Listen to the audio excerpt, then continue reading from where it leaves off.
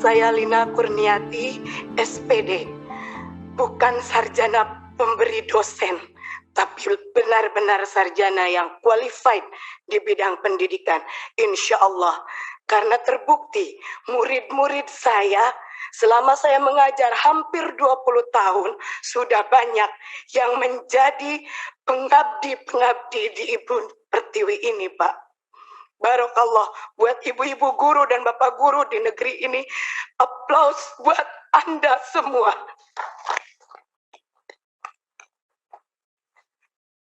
Bangga saya bisa duduk di sini memangku amanah yang sangat besar, Bapak.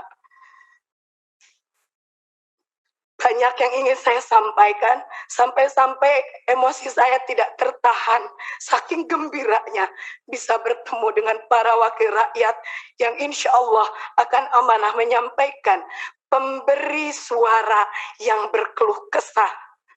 Bapak, bukan kami ingin diistimewakan. Terkait regulasi P3K di RDPU Komisi 2 bersama Pak Samsul Rizal, saya mengatakan saya dan rekan-rekan akan terima regulasi ini dengan senang hati. Meskipun kami mengharapkan Kepres PNS tanpa tes untuk guru-guru, karena kami layak. Kami pentransfer ilmu. Saya sampai merinding mendengar yang terhormat Kang Dede Yusuf berkata di TikTok, saya banggakan. Kami itu jantungnya negeri.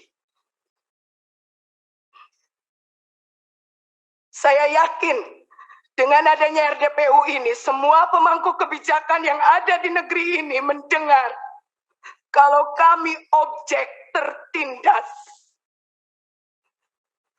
Sudah jelas di Dapodik kami ada, tinggal diangkat. Sudah jelas dedikasi kami, tinggal diberi SK. Kami tidak meminta gaji yang spektakuler, tapi kami ingin diakui. Pak Jokowi lihat kami. Baru-baru ini, statement Mas Nadiem, maaf, karena kami di Dinas Pendidikan, kami pendidik. Maaf Mas Nadiem, statement Mas Nadiem membuat polemik baru di antara kami semua. Kalau memang dana untuk penggajian P3K seperti yang Mas Nadiem omongkan, tolong pisahkan DAU yang turun ke kabupaten atau kota, dibedakan Pak amplopnya, dicap, ditulis ini untuk pendanaan P3K. Kami bukan boneka, Pak. Kami bukan boneka yang bisa digonjang-ganjing. Sampai saya mikir, kita di daerah dengan gaji 450.000 per bulan, dan itu pun hanya dibayar 4 bulan sekali. Mendapatkan angin segar, apa yang dikatakan oleh para menteri merupakan angin segar bagi kami. Tetapi pada kenyataannya, tatkala kami mendatangi DPRD provinsi, mendatangi DPRD kabupaten, antara legislatif dan eksekutif, kami datangi, Pak. Mereka berbicara tidak ada ketentuan yang pas dari pernyataan Mas Menteri. Saya tegaskan sekali lagi, kalau memang dananya dari DAU, tolong dipisahkan. Supaya pihak kabupaten kota jelas, ini amanah untuk para guru.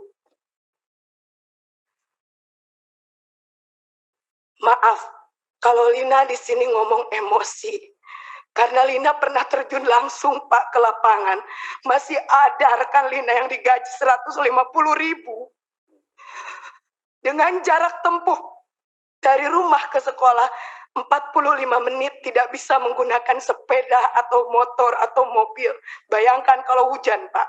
Dan itu Lina bikin semi dokumenter biar jadi bahan untuk para pemangku kebijakan melihat di lapangan seperti apa. Jangankan beras yang ditanggung negara, kami sakit pun negara tidak akan tahu, Pak. Kami honorer, kami mengabdi, ijazah kami S1, tapi nasib kami lebih rendah dari seorang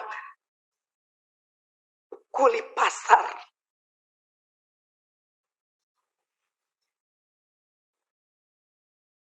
Allahu Akbar. Kami memohon adanya penambahan kuota atau formasi. Kalau memang regulasi P3K tetap harus kami ikuti. Kami memohon adanya penambahan kuota atau formasi sesuai dengan jumlah honorer yang ada di lapangan.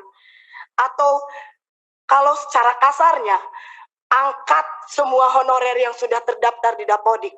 Adapun kesalahan Dapodik bisa diadakan perbaikan, karena kami yakin bapak-bapak yang ada di Kemendikbud, bapak-bapak sebagai pemangku kebijakan lebih cerdas dari kami. Yang nomor 2, memohon adanya pembenahan regulasi dan pemetaan formasi. Contoh, karena saya bekerja di Kabupaten Garut, salam Bapak Bupati Kabupaten Garut, izinkan saya menyampaikan amanah Bapak. Yang terjadi di Kabupaten Garut, dari 8.801 guru honorer yang ada, hanya tersedia 196 formasi dari 8.801. Contoh kedua, realita formasi untuk guru PAI yang sangat kurang dan hampir tidak ada di beberapa wilayah se-Jawa Barat, dan ini skup nasional pun sama, Pak. Padahal kita tahu yang namanya kuota, yang namanya formasi untuk guru PAI sangat penting. Bukankah kita berkeadilan? Tetapi ternyata regulasi yang digulirkan oleh pemerintah jauh dari kata berkeadilan. Jangan menjadikan kami sebagai objek tertindas. Jangan jadikan kami hanya sebagai tim hore di regulasi P3K ini.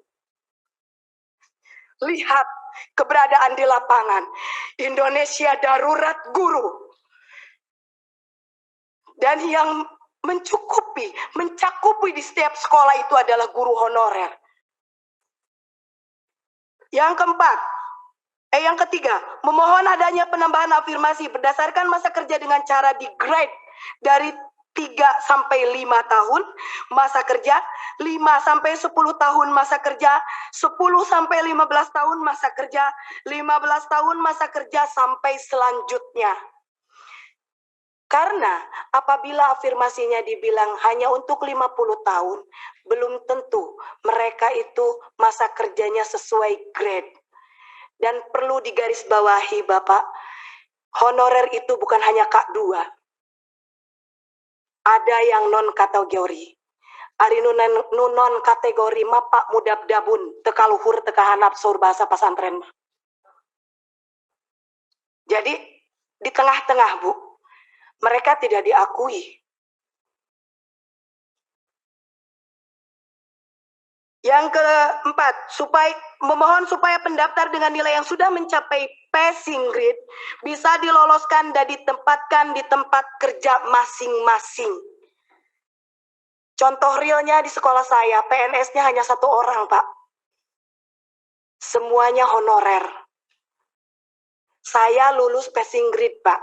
Tapi karena tidak ada formasi, sudah jelas di sekolah saya tidak ada guru PNS-nya. Kekurangan guru, tapi tidak ada formasi, maka saya dinyatakan tidak lolos, hanya lolos passing grade saja. Barokallah, Allah menakdirkan saya untuk duduk di sini bersama ibu-ibu dan bapak-bapak terhormat. Yang kelima, memohon untuk P3K tahap 2, kalau regulasinya seperti ini, ditunda kalau menurut saya. Karena hanya memperlihatkan kredibilitas cara kerja dari para pemangku kebijakan di atas. Komitmennya tidak ada, konsistensinya tidak ada. Hari ini bilang seperti ini, besok lusa akan berubah. Ternyata memang memang untuk mempermainkan seorang guru itu, seorang pendidik itu kayaknya asik gitu Pak. Yang keenam, memohon mengangkat guru yang berstatus honorer menjadi ASN karena sebagian besar kebutuhan guru dipenuhi oleh guru berstatus honorer. Itulah yang ada yang terjadi di lapangan. Sungguh sangat dilematis, Pak. Betul kata Bapak yang tadi, Bapak siapa Pak? Bapak Wahidin. Kalau pelaku pendidikan itu bukan hanya guru, tetapi ada rekan kami sebagai jantungnya, yaitu tenaga kependidikan. Kenapa Tendik tidak dibuka formasi, Pak? Padahal mereka juga sama mendedikasikan untuk negeri tercinta ini. Alangkah sangat disayangkan tatkala kami berlomba-lomba untuk mengikuti ujian P3K yang kalau menurut saya cerita sedikit Pak, sangat amazing. Saya umur 40 tahun harus mengerjakan soal 100 soal matematika SMP tanpa kalkulator. Untuk masuk ruang ujian saja, yang laki-laki dibuka sabuknya dan dipegang diraba-raba. Seolah kami itu apa? Kenapa, Pak? Kami meminta kebijakan harus meminta-minta seperti ini.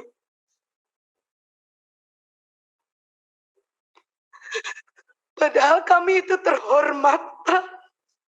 Dari mulai kabupaten kota kami menangis, memohon. Kenapa, Pak? Padahal kami bukan koruptor. Kami pencetak generasi bangsa. Kami tidak akan beraksi selama masih bisa diplomasi.